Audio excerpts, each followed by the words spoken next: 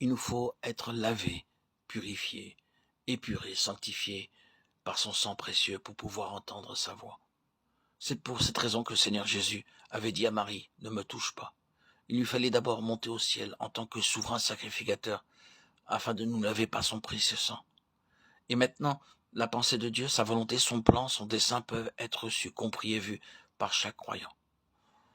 Nous, croyants, étant maintenant membres de la maison de Dieu, nous pouvons jouir de la présence de la gloire de Dieu, parce que la demeure ou le lieu d'habitation de Dieu est dans son Église. La plénitude de Dieu se trouve uniquement dans son Église.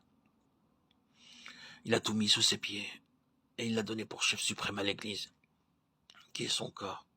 La plénitude de celui qui remplit tout en tous. Éphésiens 1, 22, 23. En lui, tout l'édifice bien coordonné s'élève pour être un temple saint dans le Seigneur. En lui, vous êtes aussi édifiés pour être une habitation de Dieu en esprit. Éphésiens 2, 21, 22.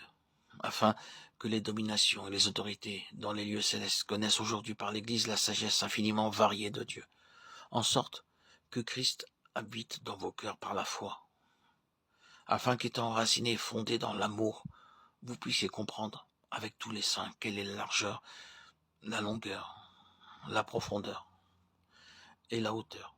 À lui soit la gloire dans l'Église et en Jésus-Christ, dans toutes les générations, au siècle des siècles. Amen. Éphésiens 3, 10, 17, 18, 21. La plénitude de Dieu ne se trouve que dans son Église. Le lieu d'habitation de Dieu, c'est l'Église. Et la sagesse infiniment variée de Dieu ne se manifeste qu'au moyen de l'Église.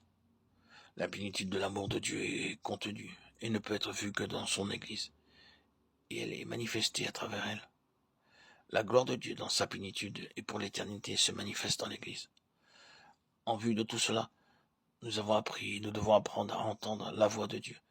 Et en entendant la voix de Dieu, nous avons notre part dans la maison de Dieu. Cette maison, cette Église est appelée à manifester et à déployer la gloire de Dieu. Chacun de nous peut avoir sa part dans cette Église en jouissant de sa paix parfaite, en étant soumis à sa seigneurie et à sa royauté.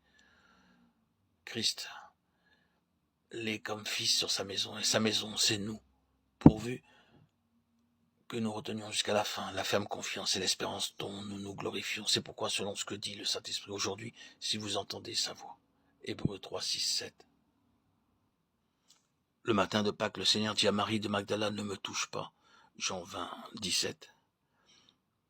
Mais dans le second cas, Matthieu 28, 9. Et cela ne se produisit que quelques minutes plus tard. Le Seigneur Jésus-Christ, lors de cette nouvelle apparition, permit aux femmes de le toucher, lorsqu'elles s'approchèrent pour lui saisir les pieds. À Marie, il dit, ne me touche pas, et aux autres femmes, il leur permet de le toucher. Ces deux faits se produisirent le même matin de Pâques. Pourquoi le Seigneur dit-il à Marie, ne me touche pas? Lui-même donne la raison. Car je ne suis pas encore monté vers mon Père, Jean 20, 17. Il spécifie clairement, je ne suis pas encore monté. Cela signifie que notre Seigneur dut d'abord monter au ciel, dans un but très précis, avant que qui que ce soit puisse le toucher, après sa résurrection. Pourquoi est-il monté? Pour offrir dans le lieu céleste, en qualité de souverain sacrificateur éternel, son propre sang en notre faveur.